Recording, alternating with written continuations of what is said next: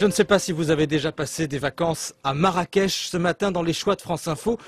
On va aller regarder derrière les façades de la capitale touristique du Maroc. J'accueille Ali Amar, bonjour et bienvenue. Bonjour. Vous êtes journaliste avec Jean-Pierre Tucois. Vous publiez Paris, Marrakech, luxe, pouvoir et réseau. Une longue enquête aux éditions Kalman Levy. Pour beaucoup d'entre nous, Marrakech, c'est une carte postale. Qu'est-ce qu'on voit sur l'image quand on regarde la carte postale, Ali Amar? La carte postale existe toujours, hein, mais au-delà de l'image exotique de cet Orient qui a à 2 heures de vol de Paris, il y a un Marrakech qui est extrêmement méconnu, qui est un Marrakech euh, chic et toc aujourd'hui et qui Chic et toc. oui, tout Pourquoi? à fait, parce que Marrakech était une destination touristique, évidemment, mais aujourd'hui, c'est aussi une destination des intellectuels, des industriels du CAC 40 et aussi des personnalités politiques françaises qui y vont pour d'autres raisons que pour y passer des vacances. Alors ça, c'est le fond de votre enquête, le fond de votre travail et de ce livre. Qui, précisément, fréquente Marrakech parmi ces personnalités et pour y faire quoi, Ali Bah, Amar? écoutez, si on doit faire la liste de toutes les personnalités françaises qui un jour ou l'autre ont été à Marrakech, je pense que le livre aurait eu, enfin, on aurait eu besoin de 1000 pages pour décrire toutes les personnes qui y vont.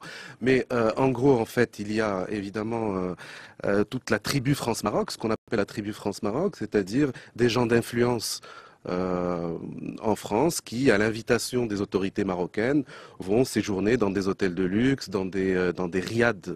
Vous savez, ces petits palais qui représentent aujourd'hui, qui symbolisent la nouvelle Marrakech. Qui, au-delà des petits plaisirs qu'ils peuvent trouver là-bas, eh bien, ils sont en cheville avec le régime marocain pour des intérêts qui ne sont pas très reluisants. Quels intérêts? Que vont-ils chercher à Marrakech aujourd'hui? Bah, écoutez, il y a le livre en parle et c'est bon pour certains évidemment, je ne généralise pas, mais il y a les plaisirs sexuels interdits. Ça, on le sait, on en a entendu parler. Ça, il y a tout un passage dans le livre là-dessus. Vous dites que Marrakech est vraiment devenue une capitale du tourisme sexuel et que la ville a même remplacé Bangkok. Oui, alors il y a une tradition populaire au Maroc qui a toujours dit de Marrakech que, enfin, c'est le Marrakech des éphèbes, c'est le Marrakech des voyageurs orientalistes. Ça, on le sait, mais c'est extrêmement ancien et c'est surtout de la littérature.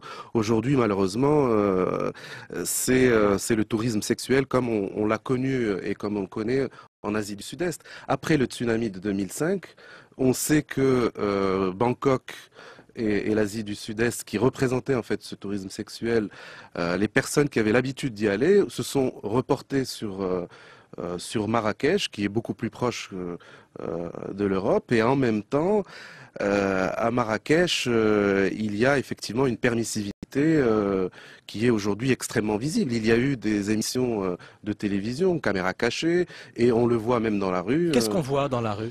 Bah, écoutez, on voit on voit des jeunes enfants être proposés à des touristes sur la place, sur la fameuse place Jemaa el Fna. Et ça, on ne le voyait pas il y a 10 ans ou il y a 20 ans? Écoutez, il y a 20 ans certainement pas, ça existait évidemment, mais pas avec une telle ampleur. Donc aujourd'hui, malgré la volonté affichée de l'État pour pouvoir afficher, mais en même temps, je pense que l'État ne peut pas non plus sévir, ne veut pas, je veux dire, sévir plus que ça, puisqu'il y a un objectif pour drainer plus de 10 millions de touristes par an.